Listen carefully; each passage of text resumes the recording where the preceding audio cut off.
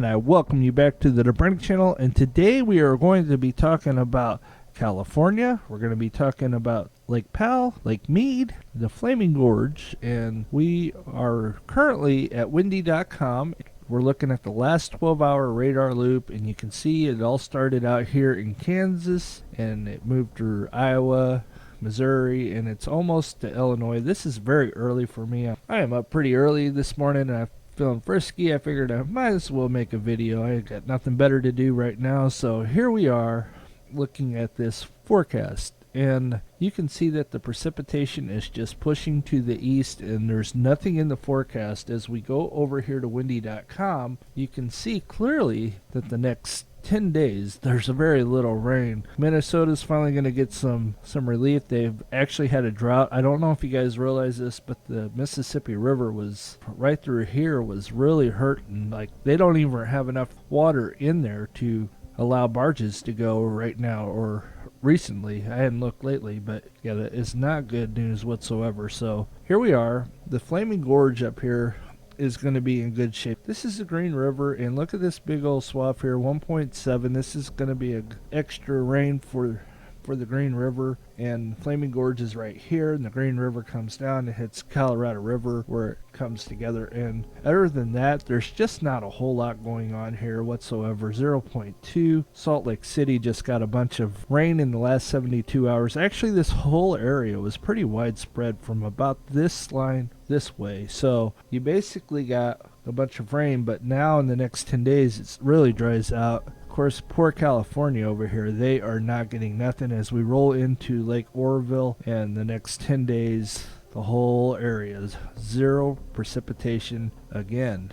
How long is this drought going to continue? It's terrible, terrible, terrible. Alright, we are over here at the 72-hour precipitation map, and you can see around the last 72 hours, parts of Illinois, parts of Texas here and here, and New Mexico, Colorado. Of course, California and Oregon and Washington are fairly dry. Nevada, fairly dry. But look at this big swath down here. I want to take you down here to Arizona, to Flagstaff down here. Check this out. Near Flagstaff, they got 6.8 inches. And if I'm not mistaken, all this flows into the Colorado towards Lake Mead. So that's very good news. And now down here by Phoenix, the drought is much better than it was earlier in the year. And actually, they had to let water out of a reservoir down here near Mesa. I saw that on a news report a while back, which is incredible, being that usually that thing's dry and it was flowing. It was a pretty cool sight to see. But check over here by St. George. I had a viewer out there that was telling me that it was raining out there really hard. They were completely correct. 5.72. Over here, 5.41. Yes, this is the last 72 hours. The Great Salt Lake actually got some good rain. 2.55 over here. 2.81 and a good swath of 1.30. Wyoming got some rain. Over here by the divide on the Colorado, check this out, 1.2 down here, 1.53. This will definitely help bring the levels up some. They got some rain here, and that's good news. I mean, I know snowpack is where it's at. A lot of people say, oh, it's the snowpack. Yes, the snowpack does help, but any precipitation's good rain, whether it come in snow, whether it come in rain. The thing with snowpack is it accumulates over the course of a winter and melts off. The problem with snowpack is if it melts off too quick like it did this year, then it all just gets washed out. Okay, we are at Lake Powell water level, and the water level is 3,550.83 feet on the last reading on Thursday, August 19, 2021. We should get a new reading, I would think, sometime today, 12 a.m. The level is 149.17 feet below full pool of 3,700, and it is up 0.27. Now let's roll over to Lake Powell, other water site, and we'll give you a more in-depth analogy. Okay, we are at Lake Powell water database. Yes, that's right. August 21st, 2021. Snowpack is 45% of average. Total precipitation is 82% of average. Lake Powell is currently 418.83 feet deep at the dam, and there's currently 2.49 trillion gallons of water in Lake Powell, so it's still an incredible amount of water. Lake Powell is down 51.42 feet from 1 year ago. That is an incredible amount of water that it's down.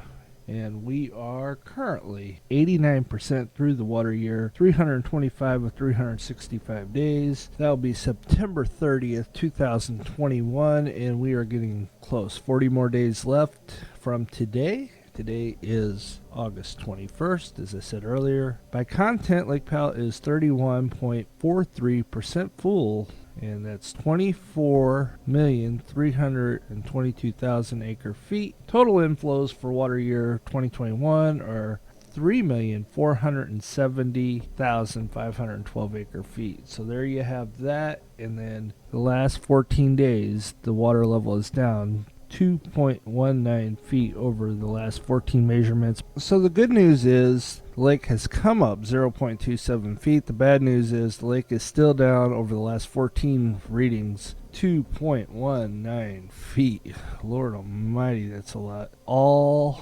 ramps are currently unusable. All of them. Wow. Last time this one was cautious, but now it's completely unusable, and it's 0.17 feet below being usable, and the minimum elevation for that is 3,553 feet.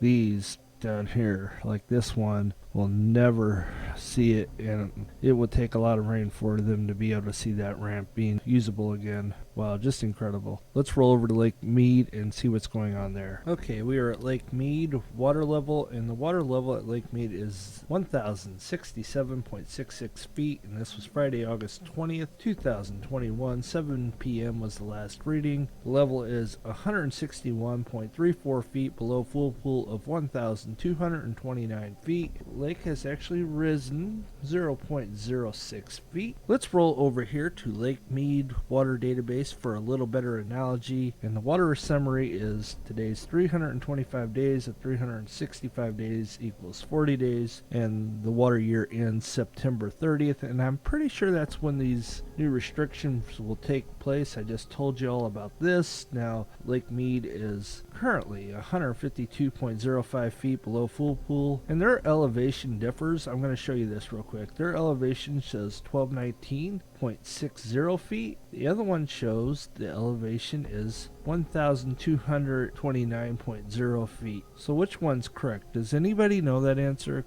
I'm going to go with the other one. It seems to be a little bit higher, and I've read that more than once. So I'm going to say this one's wrong. Somebody needs to fix this. If anybody that manages these websites, somebody's wrong. Either they're wrong or you're wrong. Somebody's wrong. You're off by 10 feet. So by content, Lake Mead is 34.8% of full pool. So it has 25,877,000 acre feet in the lake, and the total inflows for 2021 are 7.8 million acre feet. That is an incredible amount, and the total release for the year of 2021 are 8.461,403 acre feet. As of right now, of the last reading, this is 94.02 of the minimum required. So I have to release another 539,000 acre feet of water is all they have left to release, and then the lake should start to rise. Now, the lake is not down near as bad as Lake Powell. So Lake Powell was down 2+ feet, and this is down only 0.1 feet over these last 14 days. And they don't show the marinas or anything like that. So no rain coming in the next 10 days, so that's not good news for the lake. Very little anyway. We'll probably start seeing a drop again after a short temporary rise in water spikes for the next few days, and then the lake will start to drop after that again. Hopefully some more rain will come, but over the course of the next 10 days right now, there's nothing listed on windy as we showed. And with that, you guys have a blessed day. We'll see you on the next one. God bless.